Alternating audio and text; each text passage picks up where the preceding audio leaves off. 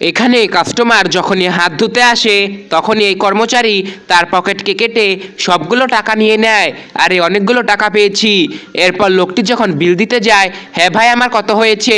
আপনার হয়েছে 900 টাকা। ঠিক আছে। এরপর লোকটি দেখতে পারে আরে আমার পকেট তো কেউ কেটে নিয়েছে।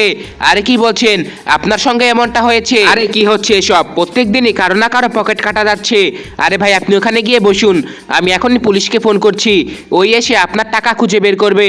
আচ্ছা ভাই। এরপর লোকটি পুলিশকে ফোন করে, হ্যাঁ ভাই চলে আসো। আরে পুলিশকে ফোন করেছে, মনে হয় আজকে ধরা খেয়ে যাব। তখনই পুলিশ আসে, হ্যাঁ কার টাকা চুরি হয়েছে? আরে ভাই আসুন, আপনাকে আমি নিয়ে যাচ্ছি। আরে হ্যাঁ বলো, তুমি যখন খাবার খাচ্ছিলে তখন কি তোমার পকেট ছিল? আরে হ্যাঁ ভাই ছিল, কিন্তু আমি যখনই খাওয়ার পর হাত ধুতে যাই, হাত ধুয়ে এসে দেখি আমার পকেট নেই। আরে মনে করো তুমি যখন হাত ধুচ্ছিলে তখন কি সেখানে কেউ ছিল? আরে হ্যাঁ একটা কর্মচারী ছিল যে থালা বাসন ধুচ্ছিল। আরে যা ওকে ধরে নিয়ে আয়। এই তো ভাই এই সে। আরে বল, আমরা জেনে গেছি যে তুই এই লোকটির পকেট কেটেছিস, এখন চুপচাপ স্বীকার কর, নাহলে তোর এমন অবস্থা করব তুই ভাবতেও পারবি না। ভাই আমার ভুল হয়ে গেছে, আমাকে ক্ষমা করে দিন। এরপর পুলিশ লোকটিকে ধরে নিয়ে যায়।